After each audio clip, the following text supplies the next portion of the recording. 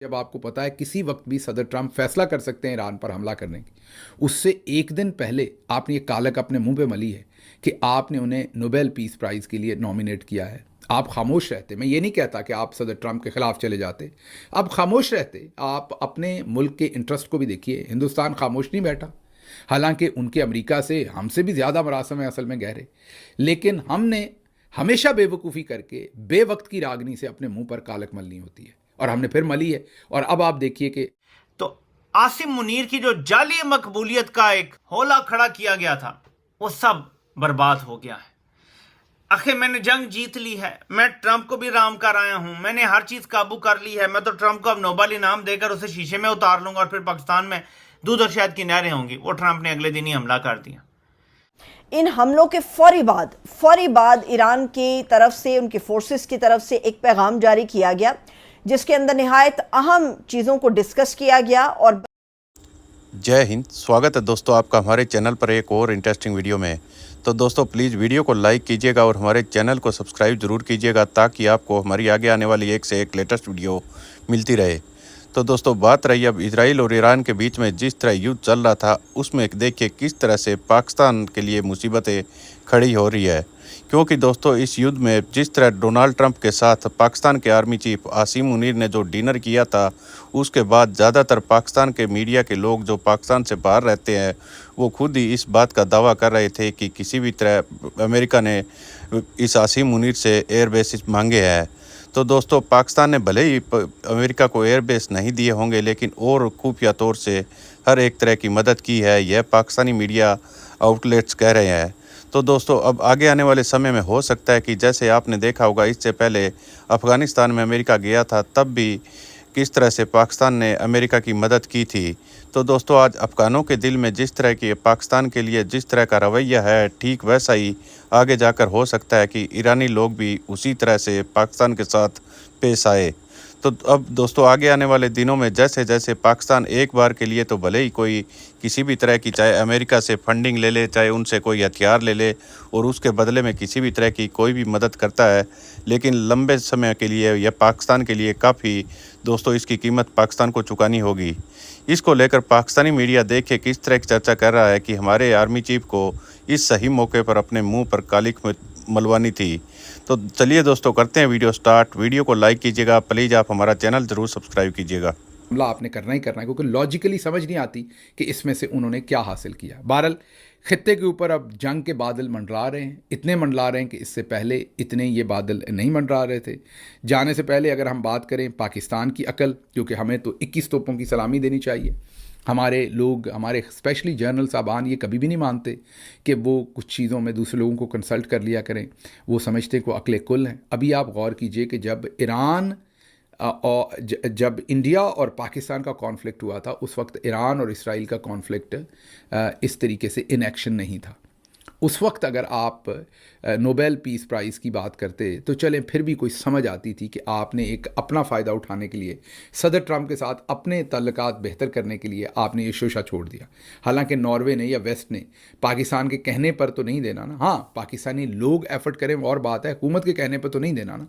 लेकिन अब जो मौजूदा सूरत हाल है जिसके अंदर ऑलरेडी ईरान के साथ जंग चल रही है, ईरान आपका नेबरिंग कंट्री है, एंड उस वक्त जब आपको पता है किसी वक्त भी सदर ट्रंप फैसला कर सकते हैं ईरान पर हमला करने की, उससे एक दिन पहले आपने ये कालक अपने मुंह पे मली है कि आपने उन्हें नोबेल पीस प्राइज़ के लिए नॉमिनेट किया है। आप खामोश रहते, मैं ये नहीं कहता कि आप सदर ट्रंप के ख़िलाफ़ चले जाते, आप खामोश रहते, आप अपने मुल्क के इंटरेस्ट को भी देखिए। हिंदुस्तान खामोश नहीं बैठा, हालांकि उनके अमेरिका से हमसे भी ज़्यादा मरासम है असल में गहरे, लेकिन हमने हमेशा बेवकूफ़ी करके बेवक्त की रागनी से अपने मुंह पर कालक मलनी होती है, और हमने फिर मली है। और अब आप देखिए कि अगर ये जंग बाकायदा जो कि अब शुरू हो गई है, तो अब हम किस मुंह से हमारे फील्ड मार्शल साहब और दूसरे लोग कौम को जवाब देंगे कि जिन्होंने हमारे हमसाया, साथ हमारा हमसाया मुल्क है, फिर इस्लामी बरादर मुल्क है, उसके ऊपर एक हमला कर दिया है और हम उनको नॉमिनेट कर रहे हैं नोबेल पीस प्राइज़ के लिए। अकल ना होवे तो मौजा ही मौजा, मुझे यहाँ से देखा नहीं है, लेकिन कम से कम इन्होंने अभी तक बयान नहीं दिया। ये तो बिल्कुल वाज़ेह है, लोग छितर पोला कर रहे हैं सोशल मीडिया पे। जब लोग सुबह जागे और उन्होंने देखा कि हमला हो चुका है, तो आसिम मुनीर की जो जाली मकबूलियत का एक होला खड़ा किया गया था, वो सब बर्बाद हो गया है। आखिर मैंने जंग जीत ली है, मैं ट्रंप को भी राम कर आया हूं, मैंने हर चीज काबू कर ली है, मैं तो ट्रंप को अब नोबेल इनाम देकर उसे शीशे में उतार लूंगा और फिर पाकिस्तान में दूध और शहद की नहरें होंगी। वो ट्रंप ने अगले दिन ही हमला कर दिया। ये जर्नैल इतनी बड़ी पनौती है, ये पाकिस्तान के लिए इतनी बड़ी बदकिस्मती बन चुके हैं। ये जिस चीज में हाथ डालते हैं ना, वो चीज तबाही की दास्तान बन जाती है। इन्होंने ट्रंप के साथ पींगे बढ़ाई, उल्टा ट्रंप ने हमला कर दिया। अब इनको मुंह छुपाने की जगह नहीं मिल रही। क्यों?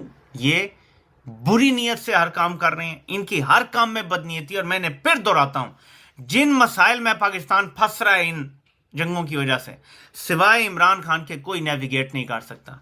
वो वक्त गुजर गया जब जर्नैल बैलेंसिंग एक्ट करते थे, इधर से सी पैक ले लिया तो अमेरिका को अड्डे दे दिए। ऐसे नहीं हो सकता। आप ये बैलेंसिंग एक्ट वाला जमाना चला गया। We have to make the hard choice right now. और वो तब होगी जब अवाम आपके साथ खड़ी होगी। अवाम तो फौज के साथ खड़ी नहीं है, क्योंकि आसिम मुनीर फौज का सरबराह है। और फौज कहती है जहां आसिम मुनीर देखते हैं वहां देखते हैं। आसिम मुनीर एक साइकोपाथ है, आसिम मुनीर एक गद्दार है, आसिम मुनीर एक मुल्क दुश्मन है। उम्मा की पीठ में उसने खंजर घोंपा है अमेरिका में जाके जिस दिन हमला हो रहा था। तो ऐसे बंदे को अगर आप कहें जी कि ये लीडर है हमारा और 7.5 लाख इसकी तरफ देखते हैं, तो फिर अवाम कैसे आपके साथ खड़ी हो सकती है? तो ये फैसला अब ज़ाहिर फौज के अंदर से होना है कि ये शख्स जो बोझ बन गया है इदारे के लिए भी और मुल्क के लिए भी, क्या इसको चलने देना है और इसी के इशारों पर चलना है, या इसको कहना है कि सर जी आपका टाइम पूरा हो रहा है नवंबर में और आप रिटायर होकर घर जाएं, बाकी हम इदारा संभाल लेंगे, मुल्क भी संभाल लेंगे। इसके अलावा कोई हल नहीं है, क्योंकि हालात अभी मजीद खराब होने हैं। अब सिर्फ 2 ऑप्शन है। जब तक अमेरिका नहीं कूदा था, ईरान इसराइल की ठुक ठक जारी थी। बहुत बड़ा हमला ईरान भी नहीं कर रहा था, बहुत बड़ा हमला इसराइल भी नहीं कर रहा था कि सब कुछ तबाह बर्बाद कर दो। ठीक है, मिसाइल उनके भी गिर रहे थे, इनके भी गिर रहे थे, जहाज उनके भी आ रहे थे, इनके तो जहाज नहीं, चलो, लेकिन कुछ ना कुछ दिफा ये भी कर रहे थे। अमेरिका के आने के बाद अब ईरान के पास 2 ही ऑप्शन है, मुकम्मल सरेंडर, एब्सोल्यूट सरेंडर, या फिर आखिर वक्त तक लड़ना, आखिरी गोली आखिरी सिपाही तक लड़ के और वो अमर हो जाए। अभी तक तो ये लग रहा है कि ईरान लड़ेगा, देखते हैं आगे क्या होता है। ईरान ने कोशिश तो की है बातचीत की, ईरान तो नहीं चाहता था कि तबाही बर्बादी हो फॉर नो रीजन, ऐसे ही अपने अवाम को तबाह बर्बाद कर दें। लेकिन अब ईरान के पास एक और चीज का कोई ऑप्शन नहीं है कि वो एटमी हथियार ना बनाए। अगर ईरान एटमी हथियार फौरी तौर पर नहीं बनाता, तजर्बा नहीं करता, तो फिर ईरान के वजूद अमेरिका की इस बराह रास्त मुदाखलत के बाद क्या ईरान खामोश रहेगा? तो ऐसा हमें नजर नहीं आता। इन हमलों के फौरी बाद ईरान की तरफ से, उनकी फोर्सेस की तरफ से एक पैगाम जारी किया गया, जिसके अंदर निहायत अहम चीज़ों को डिस्कस किया गया और बराह रास्त अमेरिका के लिए इस पैगाम को नशर किया गया।